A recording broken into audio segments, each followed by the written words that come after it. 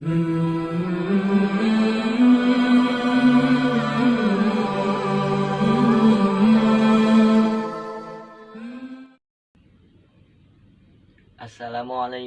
warahmatullahi wabarakatuh. Alhamdulillahirabbil alamin wa bihi nasta'in wa ala umuri dunya waddin wassalatu wassalamu ala asrofil anbiya'i wal mursalin. Rabbi shrahli sadri wa yassirli amri wahlul 'uqdatam min lisani yafqahu qawli birahmatika ya arhamar rahimin. Amma ba'du. Pertama-tama, marilah kita panjatkan puji dan puja syukur kita atas kehadirat Allah Subhanahu wa Ta'ala, karena berkat rahmat dan hidayahnya kita dapat menikmati kenikmatan iman dan Islam dalam diri kita. Tak lupa juga sholawat dan salam marilah kita panjatkan kepada Nabi besar kita, Nabi Muhammad Sallallahu Alaihi Wasallam.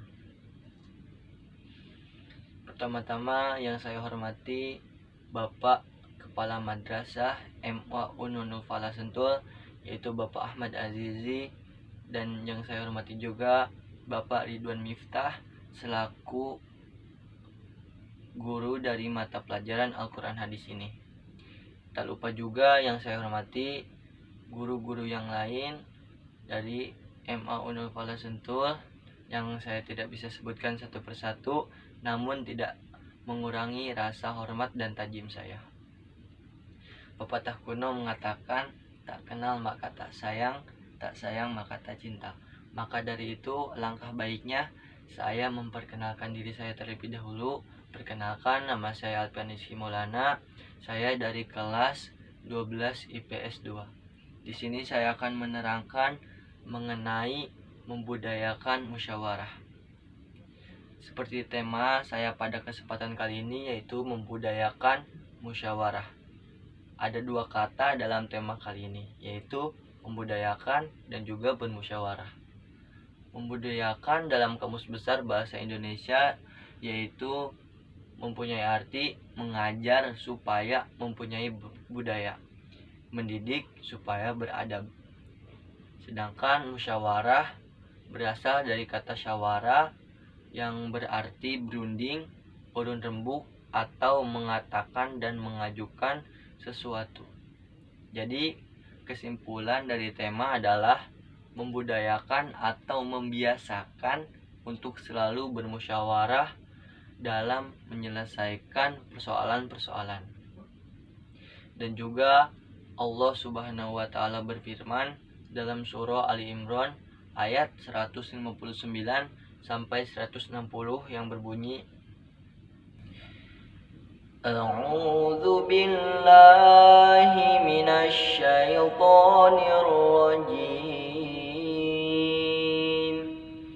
Bismillahirrahmanirrahim. Fabima rahmatin minallahi liyata lahum walau kunta faddan ghalidhal qalbi lanfaddu min hawlika fa'fu anhum wastaghfir lahum washawirhum fil amri fa idza azamta fatawakkal 'ala Allah innallaha yuhibbul mutawakkilin. Yansurkumullahu fala ghaliba lakum wa yakhdhulkum faman dzalladzi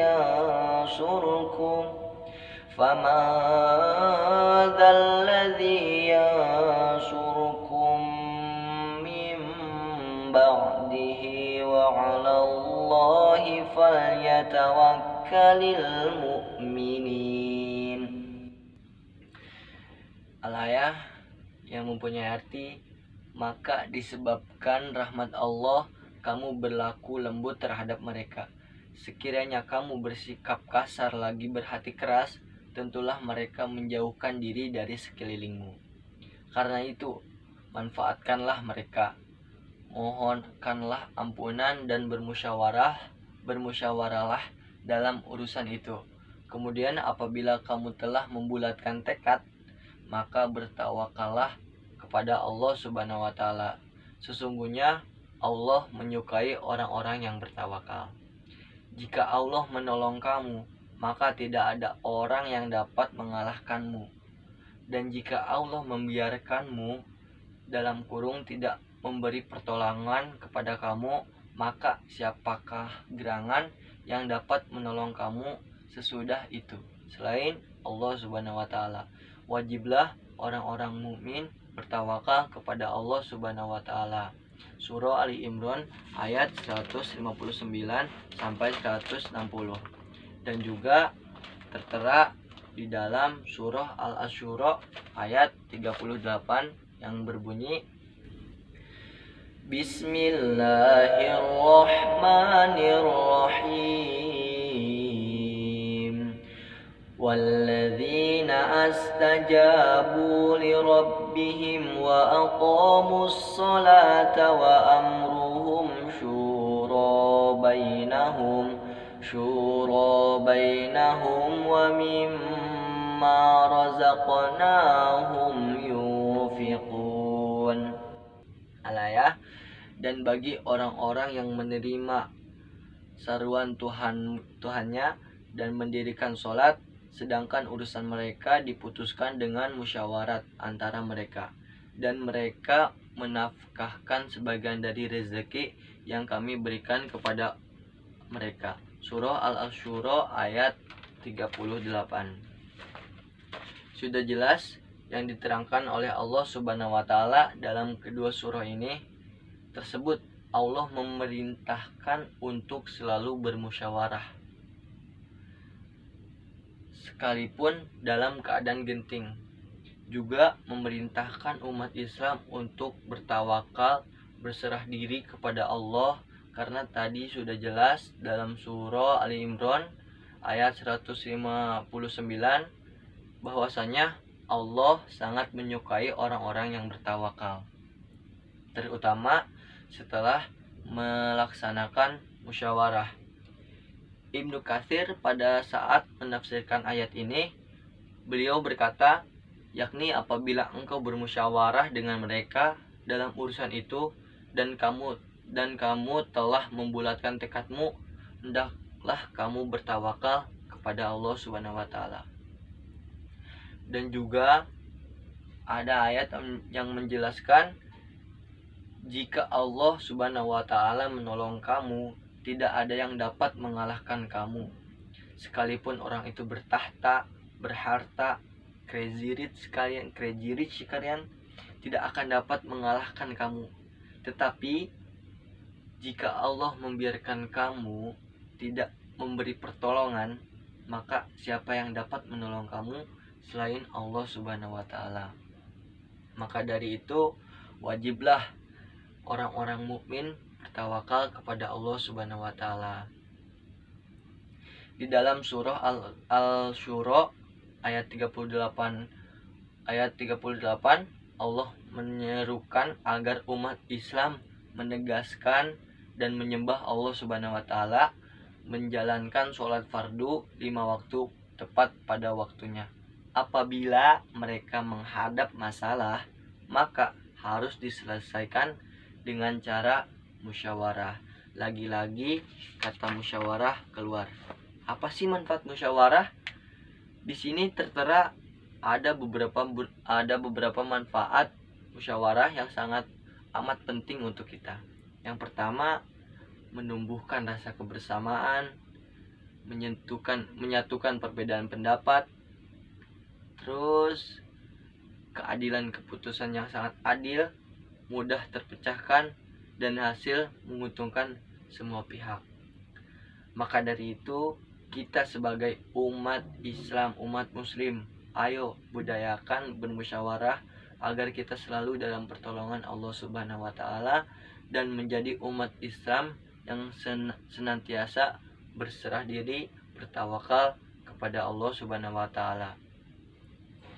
Nah, dapat disimpulkan dalam materi saya kali ini bahwasanya yaitu mengajak umat Islam, terutama rekan-rekan sekalian, agar selalu untuk selalu bermusyawarah, bertawakal kepada Allah Subhanahu wa taala dan percaya akan pertolongan Allah Subhanahu wa taala. Ungzur mangkola wala tangzur mangkola. Lihatlah apa yang dibicarakan, bukan lihat siapa yang berbicara. Dengan harapan mudah-mudahan dapat dipahami oleh rekan-rekan sekalian, dan saya berterima kasih kepada guru mata pelajaran Kurdis dan rekan-rekan yang sudah menyimak pembahasan kali ini. Mudah-mudahan bisa bertemu pada kesempatan lain kali. Kurang lebihnya mohon maaf. Wassalamualaikum warahmatullahi wabarakatuh.